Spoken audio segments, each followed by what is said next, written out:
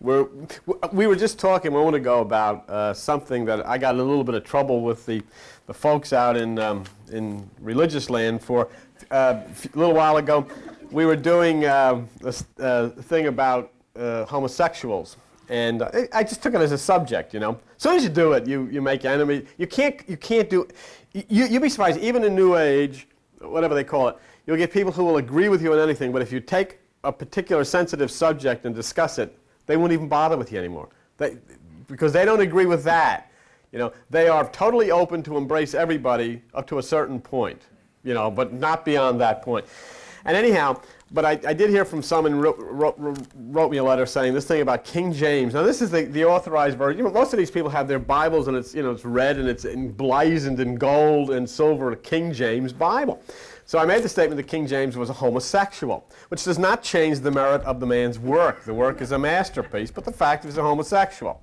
Well, you know, I heard from some people, and in fact one threatening, you better be able to document this. This is blasphemous. This is of Satan and all this stuff. Well, anyhow, we have a young lady who is here at the local library, and I said, do you think you could look and research anything in books about King James? And she came up with two of them, and one is called King James, which is the guy, and the other one is called The Wisest Fool in Christendom. One's written by William McElwee, and King James is written by Antonia Fraser. So I looked, and Sarah Kiefer, who helped me, who actually found these books, said, I think you'll find what you want in the index, and sure enough it says homosexual tendencies, and I picked up and turned to page 36 of this book, and it says, talking about King James, and he had an inability to resist love when it was offered to him because he had been so starved of early affection. It says it is a quality for which James has been harshly judged for the simple reason that the first love object which came his way was a man. But then a kind of an alibi. No one can at least advance the opinion, but one can at least advance the opinion that had an equally attractive woman come his way, the homosexual inclinations of King James might never have been aroused. I really don't agree with that. But anyhow, he fell in love with a young man named Esme Stewart of France, and Esme Stewart and King James had a homosexual love affair for 3 years. And King James at that time was just a little over 13 years old, so there's a bit of pedophilia involved here too. Stewart's looks with his aristocratic high cheekbones and made one understand James's admiration. And in addition, Esme Stewart had that lightness of touch and glamour and so forth. In essence, it was a romantic passion, although there seems no reason to suppose that it was not also consummated, thus setting James firmly in the pattern where he associated sexual love with men. To James, it seemed that paradise had come to earth on this planet when this beloved god, this phoenix, as he termed him in one of his poems, returned his affections. And so that was a very notable homosexual affair that King James had with Esme Stewart. In the book The Wisest Fool in Christendom, it talks about the Esme Stewart affair and also talks about other affairs that he had with men. Mr. Gray, Mr. Huntley, and Mr. Bothwell were all lovers of King James. But then James married. He married a girl named Anne. And this was to try to give the kingdom a little bit of credibility. It says, all things considered, they settled down remarkably well. They did live together as man and wife, though they did not converse much. James never looked at any other woman, and though there were occasional whispers about Anne's behavior, she seems, in fact, never to have gone further than the mildest flirtations with the better-looking of her husband's courtiers. She tolerated, though not always patiently, his extraordinary relationships with good-looking young men, and even accepted his requirement later on that she must introduce them to him. So that is it. You know, the point is this. It does not change the fact of his work. His work was magnificent. He was a magnificent man as far as his abilities were concerned. But I think what it does do is say to the Falwells of the world, don't get on the backs of homosexuals while you carry one of the leading homosexual writers of the world's works under your arm, the King James Bible. Okay. So there it is. And Sarah, thank you very, very much for the work that you did in researching that. Because, what I did, I went at work and I got to the copy machine and I copied the passages in this book and I copied and showed the names of the publishers and everything. So we totally documented the reality of this fact. And you know, it's an interesting thing because not only these people didn't know this, there's very, very few people. And you know, when you see so much hatred against homosexuals that's pumped out of the fundamentalists, and yet almost to a person they're carrying the King James Bible under their arm, it becomes a shock. You know, the truth becomes a shock. So what I said to this person, I said, you know, you have to think of something. If this was kept from you, what else has been kept from you? You know? So, thank you very much. Yes. Did somebody say something? Oh, okay. All right. So much for King James. I know this puts you in a difficult position, but could somebody get the board? Or I'll have to stand. You know, I'll just stand in this one place here and. Yeah, okay. What we're going to do this morning is we're going to look at the burning bush, and you're going to be on page 48 in those little Bibles that you have there. We're looking at Moses not as an individual who existed, but as the Bible has given us. We're looking at it as an allegorical reference to those parts of us that are impulses of change in this age. And the age is in a tremendous throes of birth pains as it changes in a whole new direction. And so Moses then represents within us the child energy which has ascended to the desert mountain of Horeb. As you know, he struggled in Egypt, and then in Egypt, he had conflict, which is simply the conflict that we have in our own mind, a struggle. And it's a constant struggle to overcome. The mind will not let you alone, and your struggle is endless with your own mind and will always be there. But the story here portrays this person as Moses, which I offered to you, never did exist, but offers to you this struggle, this person, this you who struggles with the mind and then must leave Egypt or leave the carnal mind, go out into the wilderness, which is meditation, and there come into that relationship with Kundalini, which was portrayed as the priest and the 7 daughters, and find the fire mountain, which is the mountain upon which there was the burning bush. You know, we're just not going to get anywhere with understanding life or ourselves or what this thing called God is if we're going to really look at these things as most churches do and sit down and talk about a man talking to a bush that was on fire and, you know, conversation coming out of it. We are definitely not going to be able to arrive at something. Listen to what I'm saying to you. The story says there was a bush burning on a mountain and this man was talking to it, okay? That should not make sense to you. You should not, as religious people do, sit down and talk, this is a wonderful thing, this is a miracle, there was a voice talking out of a burning bush. That's silly. Bushes do not talk. That's the first thing. That's what we've got to start with religion, fundamentalism. Fundamentally, the first thing you've got to learn is bushes do not talk, okay? Neither do cats and dogs and things like that. Bushes do not talk.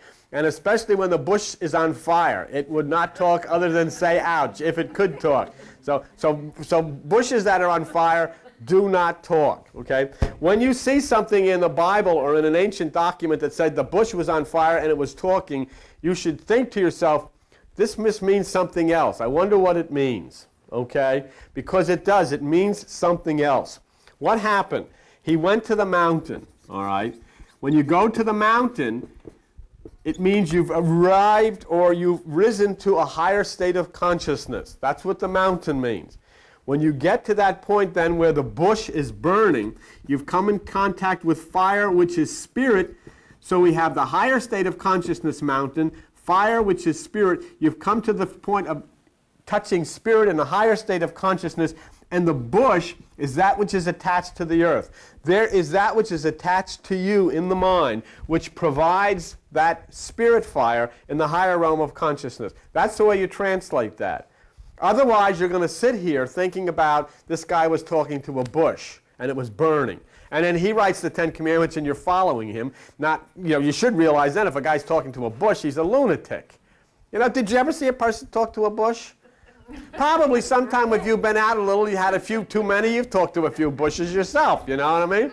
But you never got a Bible out of it. But yeah, you did, haven't you, Joan? You've talked to a few bushes. Hi, how are you? You know? Boy, you're looking better than you. I talk. Well, I do talk to trees. But we'll get into that right now. When they're on fire, I leave, though. I don't talk to trees that are on fire. But so do we understand? He went first into the wilderness, which means you're in meditation. You come to the mountain, which means you come to the higher realms of consciousness. You then come to grips with fire, which is spirit, which is that fourth stage, and that is talking to you. You are receiving instruction, and the bush is attached to the earth, meaning it is that part of you, which is part of the mind. Okay, so that's Moses. Now remember, we have to, understanding Moses, you cannot abandon those 5 stages of consciousness. And I covered this again last night in New York. You cover earth, water, air, fire, and the new mind, okay? We had a guy up there last night, and he was giving me a teeny bit of a hard time. And I realized that he wasn't 100% tuned in to anything. And another guy came up, and it's kind of starts an argument with this guy. This guy, he was convinced that, first of all, I was talking about how the sun, you know, in its trajectory moves through the different constellations and arrives at Aries. He says to me, that doesn't make any sense. How could you tell if it was cloudy? And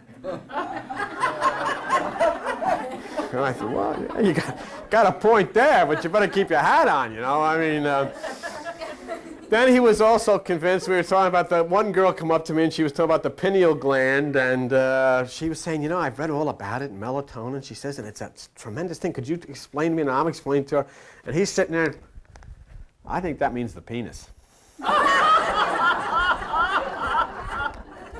Well, I said, okay, you can't see the sun or the cloud, the penis. Well, all right, you know. But unfortunately, the guy, and I should have known because he had written me a letter he wanted to talk to me because he was writing a Broadway show. All right, this guy was writing a Broadway show. And, you know, the poor guy was obviously in trouble. And but another guy come up here and, huh? Well, I don't know. I can guarantee he's not on the network. I know his name, and he's not on the network.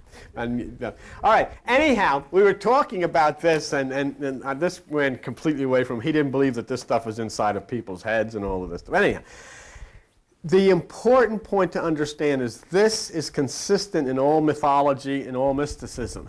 Your lower mind is the earth. When you go into meditation, you arrive at water, which is the second stage. Where are you? You're here. You're at beta. As far as the movement of the electrical energy in the mind, you move to alpha when you come up at this water stage here, then you come up to theta when you come up to this air stage here, and then you get to delta when you come up at this fire stage here. It's all electronic energy in the brain. That's what it is.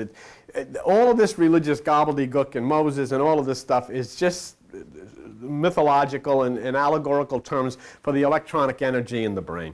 Okay, so you move from earth to water. Now Moses is that part of you because the word Moses means drawn out. It's drawn out of the water. You have got to take your earth or your head into meditation to touch that point of water where Moses, that energy which will bring you out into the land of milk and honey, which we'll get to, is Moses. And then you rise up into the air. So this is the point where we're at. Now, when we get to this point, Moses, or that part of you which has ascended up into the higher realms of consciousness, is touched by the fire, or that which is the spirit in your meditation. This all happens in a room. It happens in this room. It happens wherever you sit and carry out this meditative process within yourself. Okay, it doesn't specify you have to be in any particular place. But on page 48, it's in Exodus chapter 3, page 48, Exodus chapter 3. And if you look at verse 7, here then, Moses gets up there. Remember, he had to take his shoes off. We talked about that in the foot washing and all this business. The burning bush begins to talk.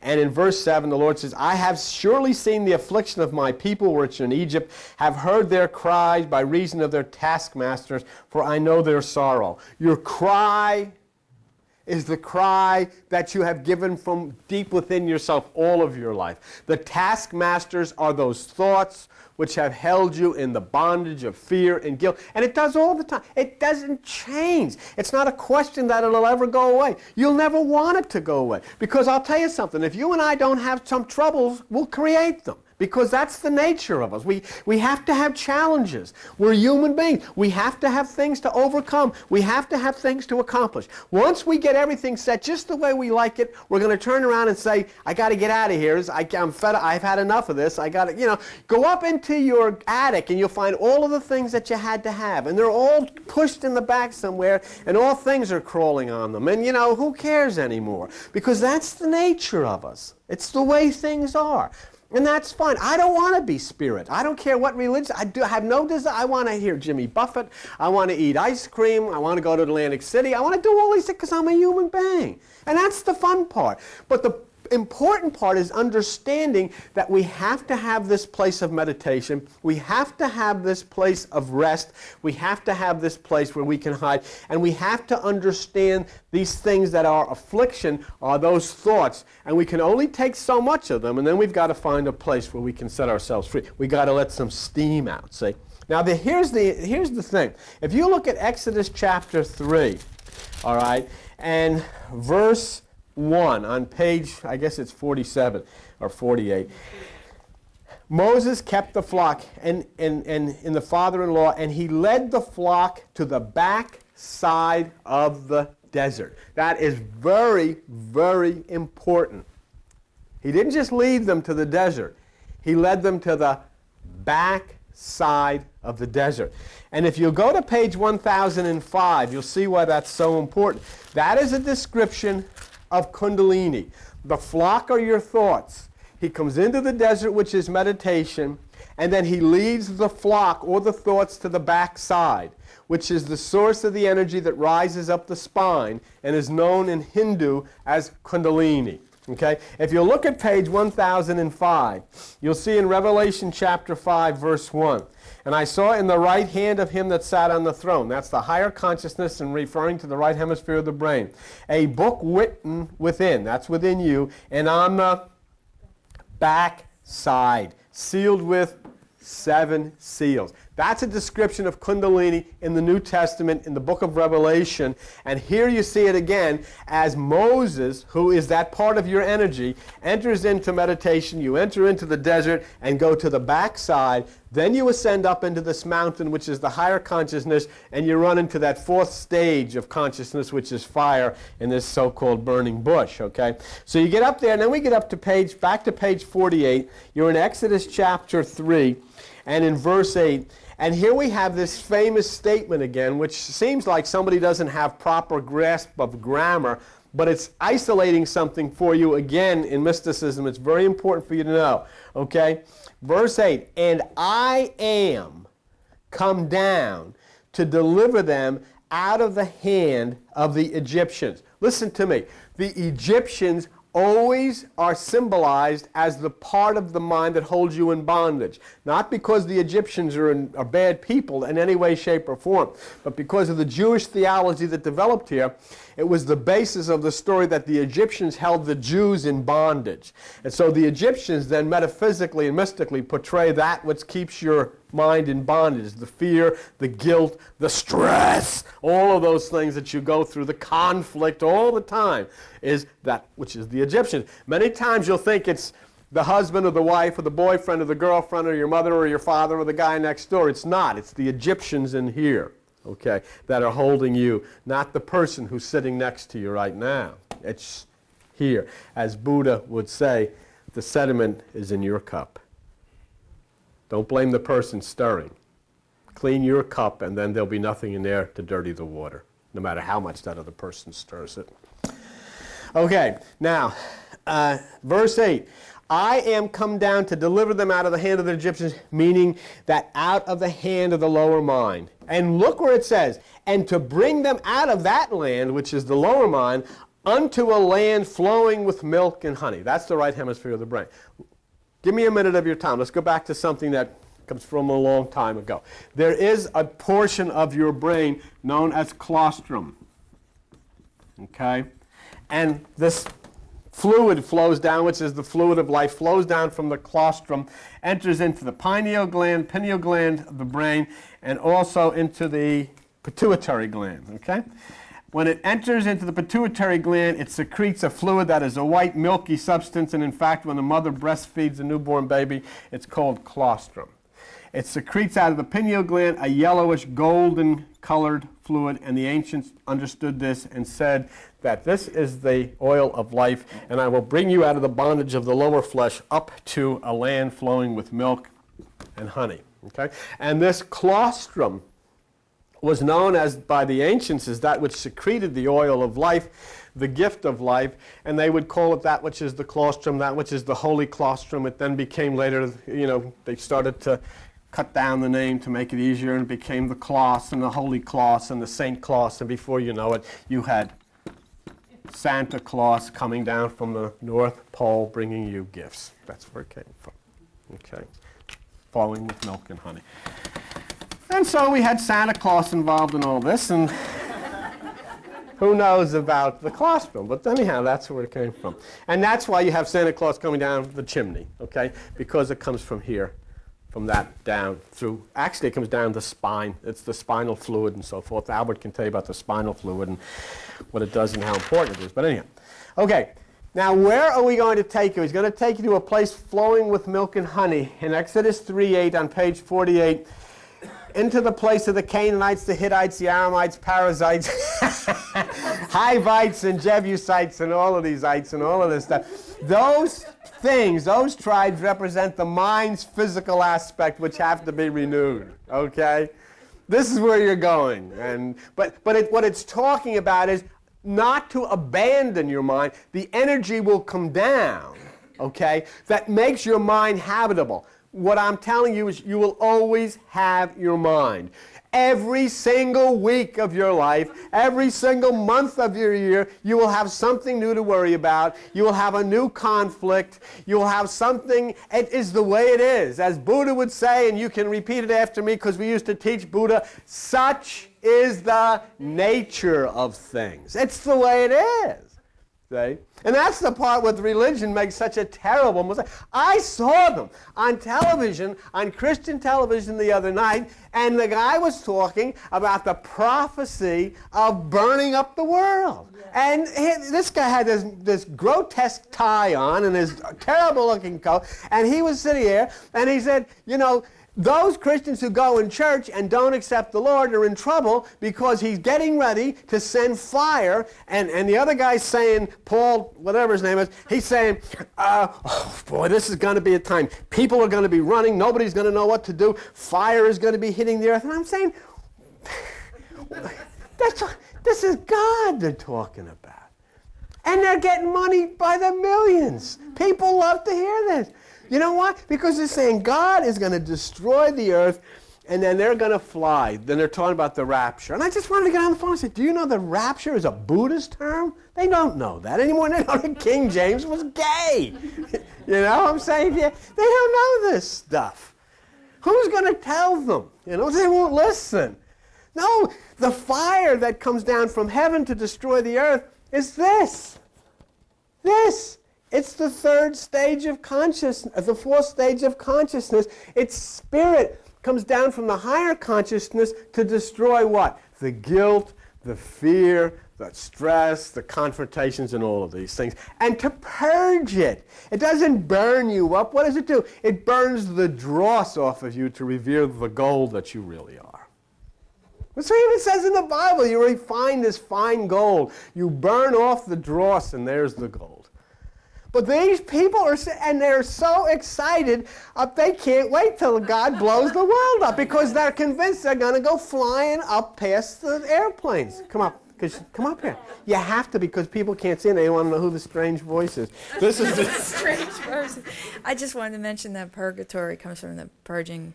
Very good. Fire. No, thank you for reminding me that. That's very true. That's a Catholic philosophy of purgatory. The point is they're right. the unfortunate part is they don't quite understand it. Purgatory is part of that same thing. It's the fire which purges away. You have to spend time in purgatory, which means you have to spend time in meditation that the fire will come down and burn away that dross, so that's your goal. That's perfectly true. But they think it's a place where you sit in a pit and get set on fire.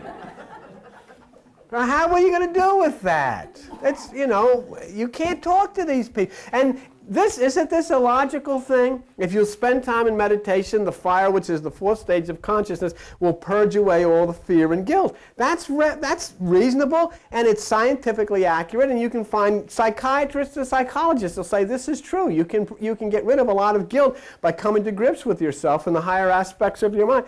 But that will not work with a religious person because they know nothing of science or psychology or psychiatry, and so they say, no, you're going to get set on fire until you learn your lesson. It would take me an instant to learn my lesson if I got set on fire. Did you ever touch a hot something or other? I've learned. What are you, crazy? Jeez.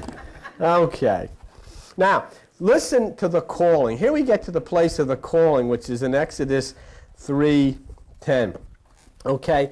Exodus 3:10. Come now, therefore, this is the bush talking. Not George either. Come now, therefore, and I will send you unto Pharaoh that you may bring forth my people, the children of Israel, out of Egypt. Okay, we're talking about the chosen people, the Jews. We're going to bring them out of Egypt. Now, we've got to contend with something here. Are we talking about real people? We're talking about bringing the Jews out of Egypt to the place of the Promised Land. Let's try to find something which will document for us that we're not talking about physical people. All right, open to page 920. Okay, page 920, we'll go to the book of Romans, all right? And look with me and get it into your head, and so that when you hear them talk about television about the Jews being God's chosen people, try to understand what's being said. Romans chapter 2. Now look at verse 28, okay? And read it carefully. For he is not a Jew, which is one outwardly. Look at verse 29 now. But he is a Jew, which is one inwardly. All right? Very important. You become a Jew when you qualify inwardly. Has nothing to do with your name being Jewish or the fact that you have a Jewish heritage. That's outward. The Bible here, the same Bible, and yet these people are constantly making pilgrimages to Israel, to the Holy Land, and the book is very specific about it. The Holy Land is not on the map physically. Jerusalem, which is above, is free and is the mother of us all, but Jerusalem, which is below, is in bondage. So the Jew is one inwardly. Now, how do you then become a Jew? Very simple. Page 115 of the Bible. And look at the book of Numbers. Page 115. Numbers chapter 2. And this shows you where the tribe camps, those which become Jews, that which are called the Judah. Numbers chapter 2. You there? Verse 3. And on the east side, toward the rising of the sun, shall they of the standard of the camp of Judah pitch throughout their armies. What that means is, look up here for a minute, okay? This is the compass points, north, south, east, west. A Jew is one who camps at the east. When you look north, east is always on the right side. That's why Jesus goes and sits at the right hand of the Father. That's why the Son sits at the right side when spring comes and all of that business. So a Jew is one inwardly, the Bible says. And the Bible also says that a Jew is one who camps at the right side. Therefore, there is a complete and I think rather good premise for us to take that if we are to be a Jew and to be saved from the bondage of Egypt, which is the lower mind, then we must follow this and camp at the right side through our meditation. We camp at the right hemisphere of the brain through our meditation, and we become an inward Jew, and then we are open to this quote-unquote God-chosen people and salvation. Okay? All right. Go to page 48 again in the book of Exodus, and we're at Exodus chapter 3. and verse 11. The bush is talking. And now here's Moses. Here's you. Here's you, Carol. And here's you, Albert. And here's you, Joan. And here's you, Cindy and Dennis. And here's everybody sitting here. And this is something that religion has never been able to deal with. It's Christianity has never been able to deal with it. And here's the point where Moses, which is that part of you, expresses itself in Exodus chapter 3 and verse 11. Moses said to God, "Who am I that I should go unto Pharaoh, that I should bring forth the children of Egypt?" In other words, that's what the church says to you. Who are you? You can't possibly do this. You need religion. You need priests. You need pastors. You need Bibles. You need to be saved by the power of the church. You need. And God says to Moses, "Fakakta, you need nothing. You are you, and I am in you, and that's all you need." Period. Who am I? You're everything. And to set that which is causing you the turmoil inside of yourself, all you need is to listen to that which is inside of you. Listen to that which comes from the mountain to the fire mountain, and listen and understand is, who are you? You are everything. You are special. You say, "Who am I?" And Jesus in Luke 17:21 says, "Who are you?" The kingdom of God is within you. That's who you are. Right? So you don't need a church. You don't need a religion.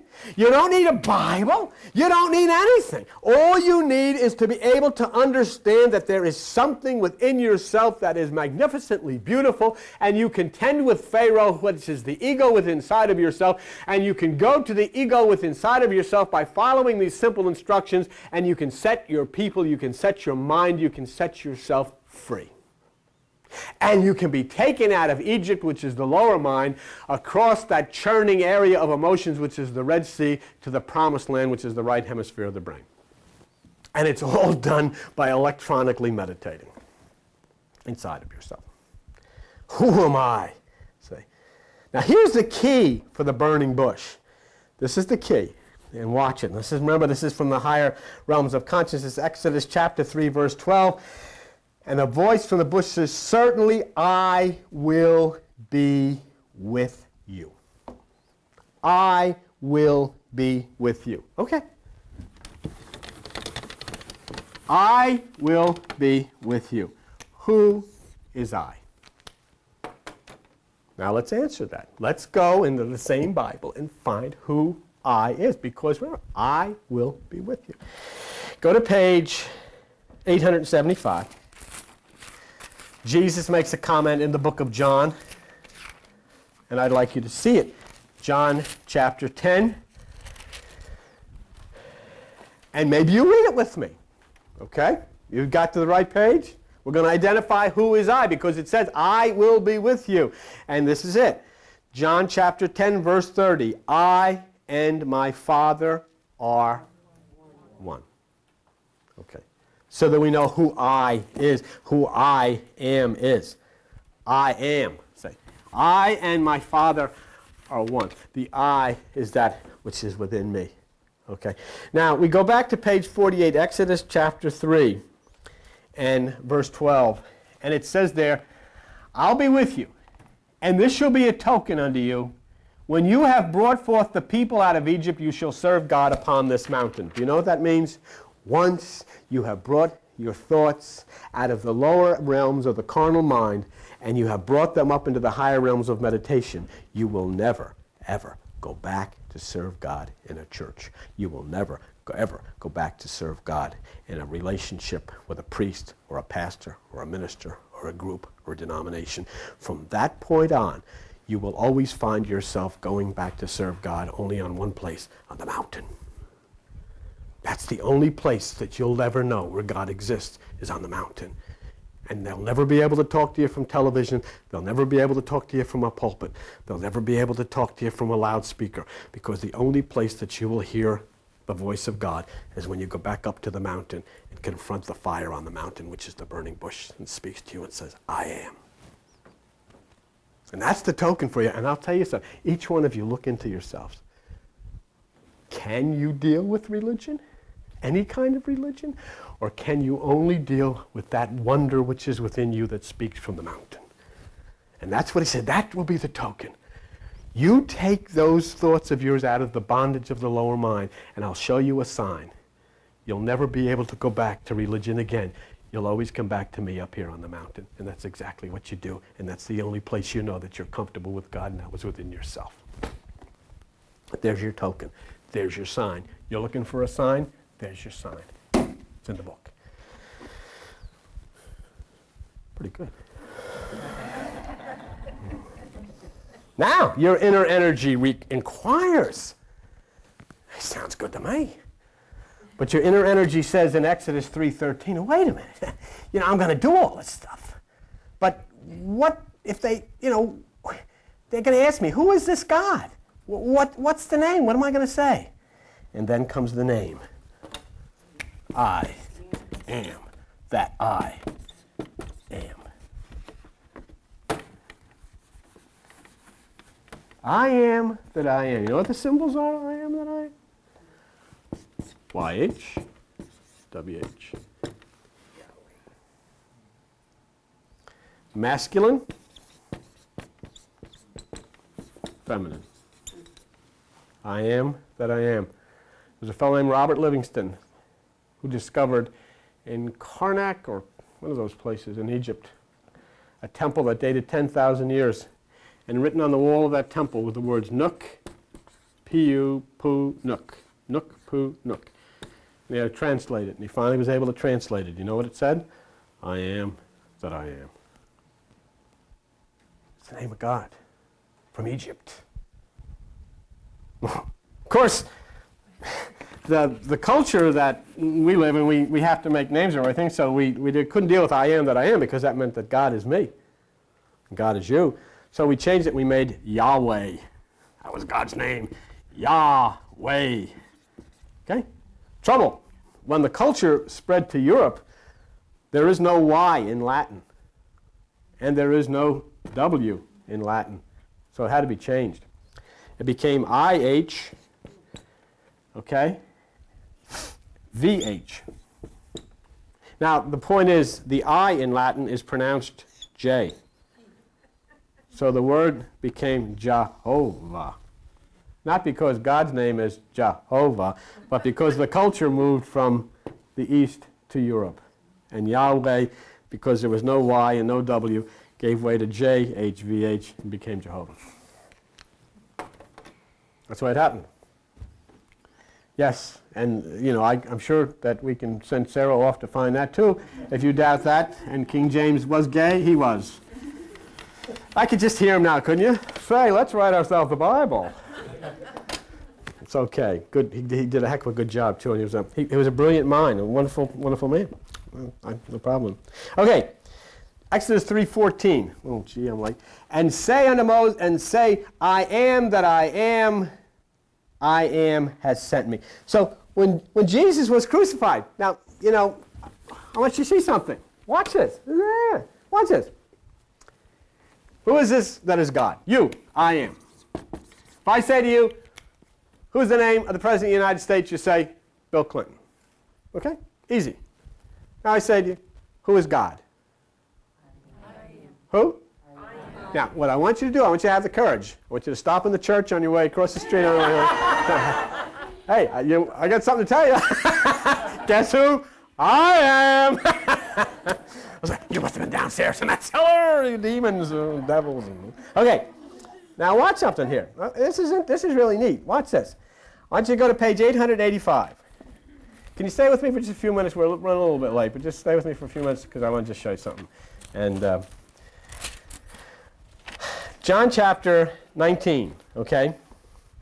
In John chapter 19 and verse 19, look what happens.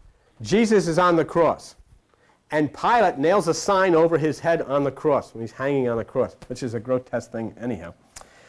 Pilate wrote a title and put it on the cross, and the title was Jesus of Nazareth, King of the Jews. See it? Okay. But look at verse 21. The chief priest came to Pilate and said, wait a minute. You shouldn't write Jesus of Nazareth, King of the Jews. He didn't say that. He said, I am King of the Jews. See it? Who is the King of the Jews? Not Jesus didn't say Jesus was. He said, I am. Who spoke from the bush on the mountain? I am. Who's a Jew? One inwardly who camps at the right side. And when you are a Jew and you camp inwardly at the right side, I am becomes king of your life. Huh? Isn't it great when it starts to make sense? But do you see in the book? Well, you shouldn't put it on there, Jesus of Nazareth, King of the Jews. That's not what he said. He said, I am King of the Jews. From their very own Torah, the name of God, I am King of the Jews, and they agree. They don't understand it. So what do? They kill it. They kill it. That's what the display of the sacrifice of Jesus. They look and look, but they don't see. And Christians don't understand today. They think Jesus didn't know how to speak when he said, you know what he said in John 10:10? I am come that they might have life abundantly. Did you ever see that? Look at it for me. Hey, go to page 875. You're very close to there. John 10:10. Now, probably they think maybe he had a speech impediment, or he didn't know how to speak. Look what he said. Why didn't he say, I have come? That's English. This is the King James. This is English. You know what I'm saying? This is the King's English, my friends. You don't say, I am come. You say, hey, Pip, what's this? Oh, I have come. Indeed. Indeed. But what does it say in John 10:10? The thief comes not but to steal and to kill. I am come. What was it being said? The prayer. What's the prayer? I am come that they might have life. I pray to that which is as I am within me. I am, I say, pray, I am. Come into this room, come into their lives that they might have life and they might have it abundantly. If he didn't mean that, he would have said, I have come.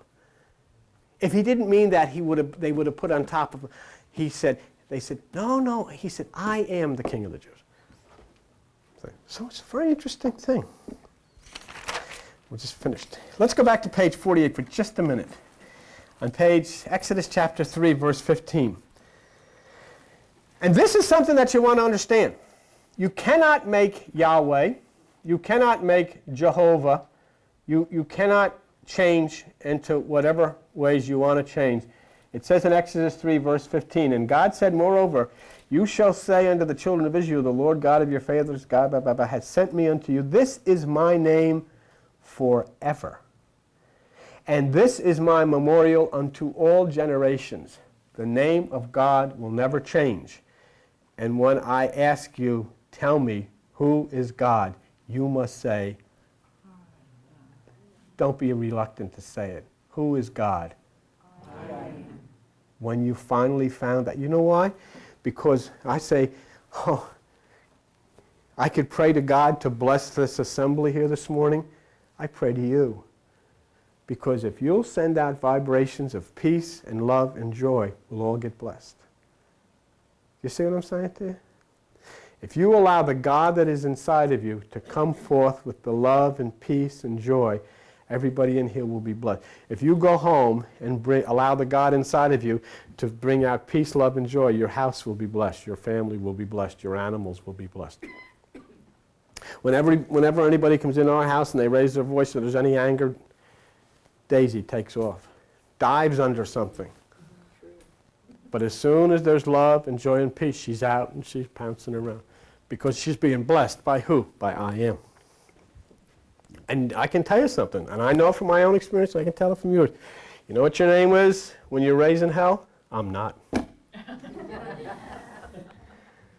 But when you're being nice, I am is speaking from within you. And everyone around you will be blessed.